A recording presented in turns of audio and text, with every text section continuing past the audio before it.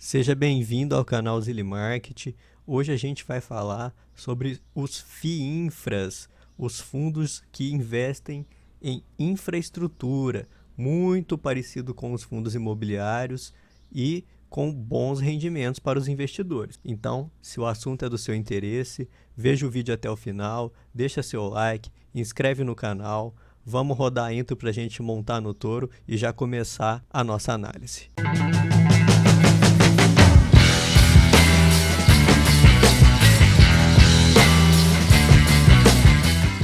Então, o que são os FIINFRAs? Os FIINFRAs são fundos de investimento que investem em infraestrutura. É um fundo que busca a valorização das suas cotas por meio de investimento em instrumentos de dívida voltado para o setor de infraestrutura, preponderantemente em debêntures incentivadas, no caso do BDI-F11. Então, esses fundos, para ser considerado FIINFRA, eles têm que investir pelo menos 85% do seu patrimônio em investimentos isentos de imposto de renda. Então, qual que é uma boa vantagem dos fundos de investimento em infraestrutura? É o incentivo fiscal.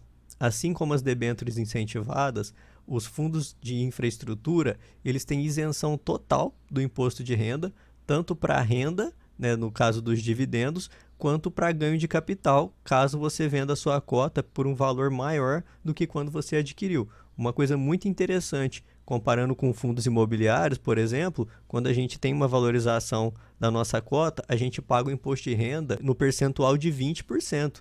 Então, os FIINFRAs têm essa grande oportunidade para a gente oferecer um investimento totalmente isento, né, para pessoas físicas do imposto de renda. Então vamos analisar o BDI-F11.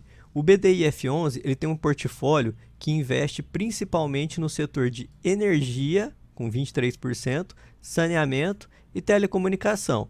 Ele vai ter investimentos também em rodovias, iluminação pública e mobilidade. Ele é um fundo que tem patrimônio líquido de 753 milhões e está 98% alocado em debêntures incentivadas. Os investimentos desse fundo estão alocados principalmente em IPCA+, ou seja, é um fundo que tem os seus juros atrelados à inflação, diferente, por exemplo, dos FIAGROS, né, que a maioria está atrelado geralmente à Selic, e isso é um diferencial que a gente vai comentar com vocês.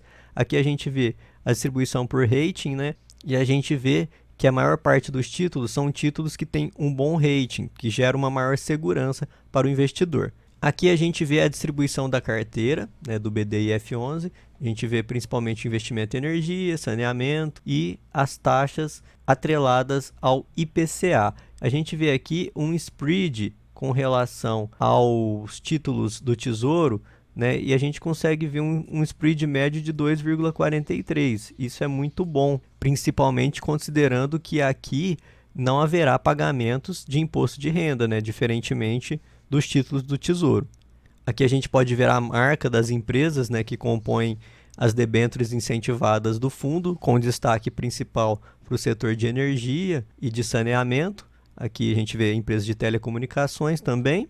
Nos nossos primeiros vídeos, eu foquei em trazer para vocês, principalmente, fundos imobiliários que são negociados com um bom desconto na sua cota com relação ao seu valor patrimonial. Não é o caso aqui do BDI-F11. A gente pode ver que ele está sendo negociado com um pequeno ágio, né, um pouco acima do valor patrimonial, mas é um fundo que traz maior segurança para a nossa carteira, tanto que ele não vem passando atualmente por nenhum problema, não está sofrendo com inadimplência, e por ter títulos, como a gente viu, com bom rating, diferentemente de alguns fundos que a gente mostrou aqui, por exemplo, o DEVA11, HCTR11, o Versalhes, que investem em títulos com um pouco maior de risco, então o BDI-F11 acaba trazendo maior segurança para a nossa carteira. É importante que a gente não tenha uma carteira focada somente em fundos que são muito expostos a grande risco a troco de bons dividendos. Por isso é uma medida inteligente a gente saber diversificar a nossa carteira para que a gente não se coloque totalmente em risco. Aqui tem uma tabela de precificação, né, do BDI-F11, considerando o valor por cota, é apresentada uma taxa equivalente do que seria o IPCA+. então hoje ele está sendo negociado a 93,35, ficaria aproximadamente aqui nessa faixa de um IPCA mais 6,46%, o que, como eu já disse, é muito bom, considerando principalmente que não incide o imposto de renda sobre os dividendos. Vamos falar sobre algumas vantagens do BDIF11. Entre as principais vantagens que a gente pode elencar, com certeza uma das principais é a qualidade das debêntures, porque elas são títulos emitidos por empresas de setores perenes, né? A gente vê o setor elétrico, setor de saneamento, rodovia. É um setor que não sofre tanto com as variações de mercado, porque ela consegue repassar para o consumidor o valor dos seus serviços. Por exemplo, a conta de energia elétrica, a gente não tem opção. O aumento vem em cima da nossa fatura e a gente é obrigado a pagar. A mesma coisa o saneamento. Não tem a possibilidade, por exemplo, de um consumidor trocar a fornecedora do serviço.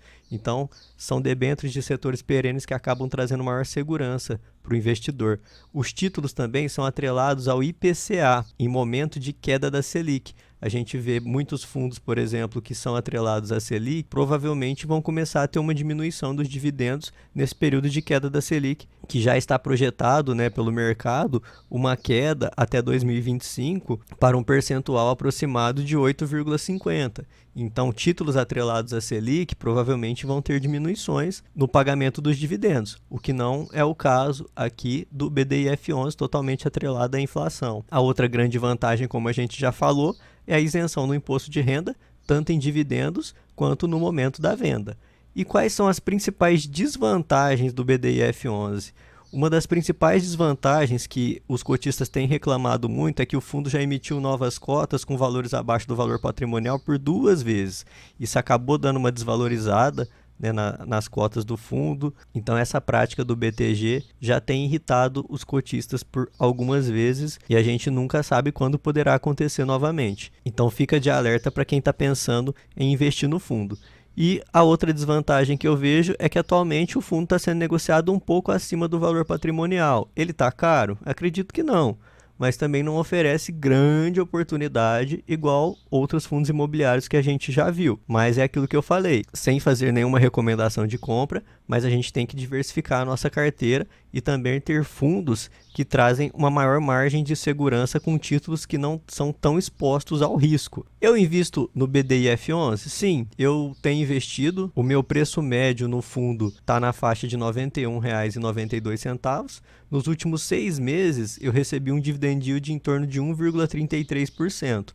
Um dividend yield muito bom. Até o momento tem me deixado satisfeito com o fundo e não estou pretendendo retirar ele da minha carteira. Agora, com relação aos FIINFRAs, eu invisto em outros FIINFRAs? Sim, também tenho mais 3 fundos dessa natureza na minha carteira, que no caso é o BOD B11, principalmente focado em debêntures do setor de rodovias, o CADIF 11, que também é mais focado em energia e saneamento, e o IFRA 11, também focado mais em energia e saneamento. Eu pretendo falar com vocês sobre esses outros FIINFRAs que eu invisto e também fundos que eu ainda não invisto, mas que eu fico sempre de olho, né, para uma possível oportunidade. E eu queria ouvir de vocês. Você investe em FIINFRA? Já tinha ouvido falar em FIINFRA? Achou interessante esse conteúdo sobre os fundos de infraestrutura?